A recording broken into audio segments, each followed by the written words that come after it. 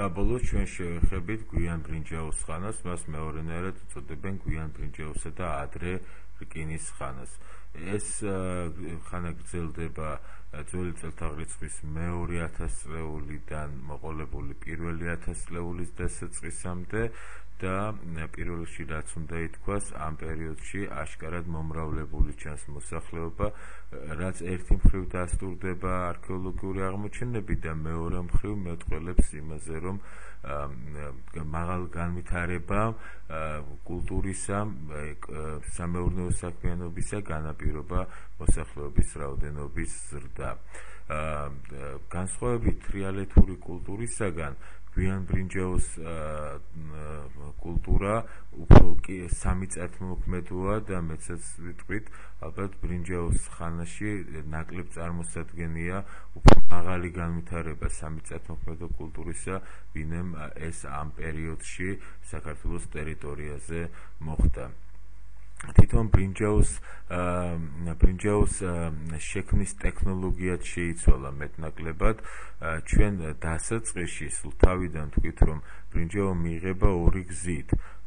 ერთი სპილენძისა და დარიშხანის შერევით და მეორე სპილენძისა და კალის შერევით.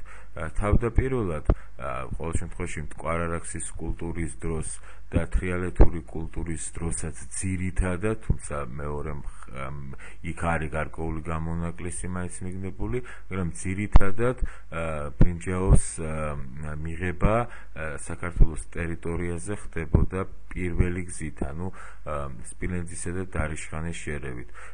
გვიან ბრინჯაოს ხანაში უკვე დარიშხანს ანაცვლებს კალა, რაც კიდევ მტკიცეს ხდის ბრინჯაოსაგან დამზადებულ ნივთებს, იარაღებს პირველ რიგში და მეორე, კაცმა რო თქვას, უფრო იოლს ხდის ბრინჯაოს მიღებას, რადგან დარიშხანისაგან განსხვავებით კალის გალღობას არ სჭირდება მაღალი ტემპერატურა, ანუ უფრო მეტი საფუძველი იქნება ბრინჯაოს მეტალურგიის კიდევ უფრო სწრაფი დაწინაურებისათვის.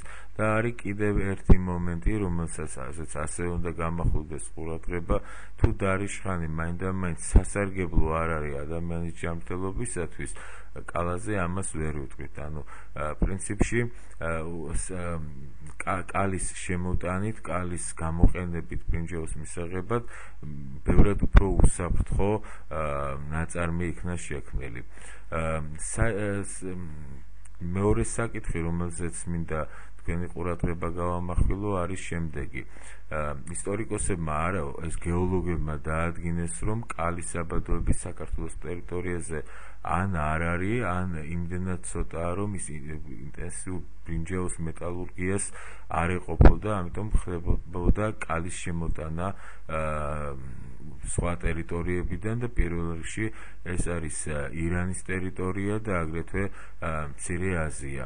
ეს კიდევ ერთხელ ადასტურებს იმას, რომ ამ დროისათვის უკვე სავაჭრო კავშირები არსებობს და ის საკმაოდ ინტენსიურ ხასიათსაც იღებს. და რა თქმა უნდა, ამასთან ერთად იმასაც, რომ არსებობს მიმოსვლის საშუალებები, არსებობს გზა, რომლითაც ხდება იმ პროდუქტის გატანას ამ ტერიტორიიდან, რომელსაც კალაზე ცვლიან და მის მაგივრად ჩვენთვის აესოდენ საჭირო კალის შემოტანას. კიდევ ერთი საინტერესო რამ ხდება გვიან ბრინჯაოს ხანაში, კერძოდ ჩნდება ცხენი, მოშინაურებული ცხენი.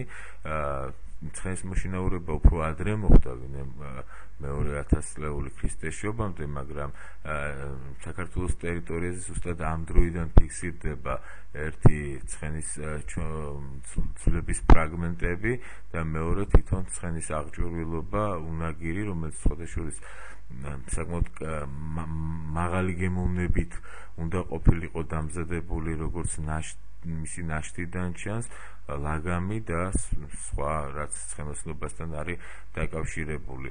რამ გამოიწვია, ასე ვთქვათ, ცხენის შემოყვანა და მისი ფართედ და სწრაფად გავრცელება ამ რეგიონში? ეს დაკავშირებული არ იყო მიწათმოქმედებასთან, იმიტომ რომ გამწევ ძირითად ძალად ამ დროისთვისაც და ბევრად უფრო გვიან პერიოდებშიც მაინც უფრო ხარი ჩანს, რომელიც უფრო ძლიერია და უფრო მეტად შეუძლია ის ტვირთი ზიდოს ის რაც მიწათმოქმედებას უკავშირდება ან რაღაც პროდუქტის გადატანას ერთი ადგილიდან მეორე ადგილამდე ეს უფრო დაკავშირებულია სწორედ მიმოსვლასთან, რადგან ცხენი ხარზე ბევრად სწრაფია და ჩვენ თუ საუბარი გვაქვს სავაჭრო კავშირებზე საქართველოს ტერიტორიიდან ირანის ან ანატოლიის ნახევარკუნძულამდე მით უფრო სავარაუდოა, რომ ასეთი სავაჭრო მიმოსვლა საქართველოს ტერიტორიაზე მცხოვრებ ტომთა შორის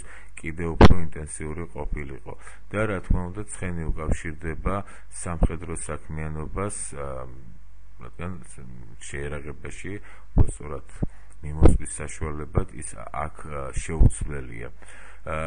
მეორე მხრივ მნიშვნელოვანია ისიც, რომ გვიანბრინჯაოს ხანაში ხდება რკინის მეტალურგიის ჩამოყალიბებაც, ანუ უკვე იწყება რკინის გამოდნობა იმ ტექნოლოგიის დაუფლება, რომელიც რკინის მეტალურგიასთან არის დაკავშირებული. ეს იოლის საქმე არ იყო, იმიტომ რომ თვითონ რკინის მოპოვება, რკინის მადნის მოპოვება არის საკმაოდ რთული, რადგან სპილენძისაგან განსხვავებით ის დედამიწის ზედაპირზე რამდე არ ამოდის, მას ჭირდება საკმაოდ რთული სამუშაოები იმისთვის, რომ რკინის მადანი ამოიღო და მეორე თვითონ რკინის მადნის დამუშავება ძალიან რთული, ანუ მისი გაწმენდა იმ წიდებისაგან და მინარევებისაგან, რომლის გარეშეც მისგან მისი დამუშავება შეუძლებელი ხდება, ხოლო თვითონ რკინის გალღობა და დამუშავება მოითხოვს ძალიან მაღალ ტემპერატურას, შეუდარებლად მაღალს, ვინმე ბრინჯაოს იარაღის დამუშავების დროს იყო. ამ შემთხვევაში აღარ არის საკმარისი უბრალო ქურა, რომელიც საშუალო ტემპერატურას მოგცემს. ამ დროს საჭიროა სპეციალური ბრძმედების გაკეთება, რომელიც მაღალ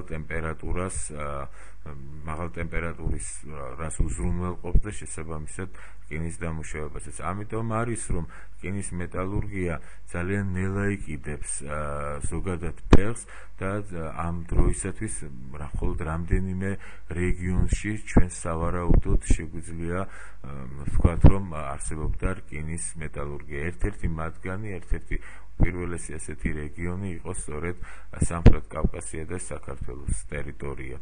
ამაზე ჩვენ არქეოლოგიური გათხრების მიგვანიშნებს, მაგალითად ასეთი მეტალურგიული ასეთი ნაშთები, ანუ რკინის წარმოებისა არის შიდა ქართლში მიკვლეული. აქ არის როგორც საწარმოს ნაშთები, ასე რკინის პირველადი დამუშავების ნაშთები, რკინის ნაგლინები შემორჩენილი, რომელიც თქვათ კიდევ ერთხელ ადასტურებს, რომ ეს არის ერთ-ერთი უძველესი რკერა რკინის მეტალურგიის.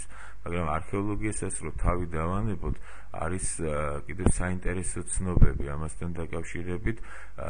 ბიბლია, ძველი აღთქმა, სადაც პერსონიფიცირებულადაა წარმოდგენილი იმ დროს მცხოვრები სხვადასხვა ტომი, წერს შემდეგ თობალი, ეს არის ერთ-ერთი ქართველური, ასე იგულისხმება ყოველ შემთხვევაში ტომის სახელწოდება იყო კირით ხურო, ჭედელი რვალისა და რკინისა. რვალი ეს არის ფოლადი, მტკიცელი თონი.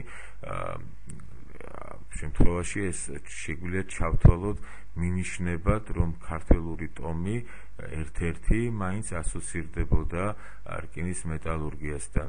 ბერძნული წყაროებიც გვაძლევენ მსგავს მინიშნებას, მაგალითისთვის ლაპარაკი არის მოსინიკურ ფოლადზე, რომელიც გამოირჩეოდა სიმტკიცით, ასევე ხალიბების შესახებ, რომლებიც საერთოდ რკინის მეტალურგიის პიონერებად, ანუ პირველ გამომგონებლებად ითვლებიან. გარკვეული ასახვა იმისა, რომ საქართველოს ტერიტორია არის და ქართველური ტომები არიან ერთ-ერთი პირველი რკინის დამამუშავებელი ტომები არის ერთ-ერთი უძველეს მითში არგონავტების შესახებ, რომელსაც ჩვენ სხვა დროს ცალკე სხვა კონტექსტში შევეხებით.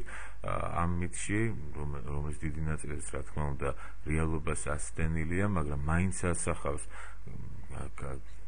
გარკვეულ მდგომარეობას ძველი კოლხური ტომებისა, საუბარი არის ფაქტზე, როდესაც თითქოს მჭედლობის ღმერთმა ჰეფესტომ კოლხას ლეგენდარულ მეფე აიეტს გამოუჭედა რკინის გუთანი. ახლა ჩვენ არ მგონია ვიწამოთ ჰეფესტოს არსებობა და მისგან იმის შესაძლებლობა, რომ რკინის გუთანი გამოეჭედა კოლხი მეფისათვის, მაგრამ თვითონ ფაქტი არის საინტერესო, ანუ კოლხას ძლიერების, კოლხას განვითარებულობის ერთ-ერთ მაჩვენებლად მითში აისახა რკინის გუთანი. აქ საინტერესოა, როგორც თავისთავად რკინა, რომელიც იმ დროს მართლმანიშნებელია განვითარებულობისა, ისე რკინის გამოყენების არეალი, არა რკინის ცული, არა რკინის შუბი, არა რკინის სატევარი, არამედ გუთანი, რომელიც მეორე მხრივ უკავშირდება მიწათმოქმედებას. კიდევ ერთი პროცესიც გვიან ბრინჯაოს ხანაში, რომელიც მიმდინარეობდა, არის საინტერესო. თუ ჩვენ თავდაპირველად მოგზალებით თქვით, რომ ზოგადად ბრინჯაოს ხანას ახასიათებს ტომთა კავშირების შექმნა, იმიტომ რომ საწყის ეტაპზე ეს ისეთ ხასიათს ვერ იღებდა, ამიტომ azt ვთქვით მოგზალებით, როგორც გვიან ბრინჯაოს ხანაში. ამ დროს არამხოლოდ ტომთა დიდი კავშირები ყალიბდება, არამედ ეს კავშირები ძალიან მტკიცე კავშირად იქცევა, რაც საწინდარი გახდება სულ მალე უძველესი სახელმწიფოს ნიშნების მქონე გაერთიანების ჩამოყალიბებისა სამხრეთ კავკასიაში, სამხრეთ საქართველოს ტერიტორიაზე, რაც უკვე ახალი ისტორიის დასაწყისია ჩვენთვის, იმიტომ რომ საუბარი გვექნება არა ზოგადად უძველეს პერიოდზე, პირველ ყოფილ საზოგადოებაზე, ან თუნდაც შემდგომ პერიოდზე, არამედ უკვე ქართული სახელმწიფოებრიობის ისტორიაზე. ამის შესახებ საუბარი გვექნება მომდევნო ლექციებზე.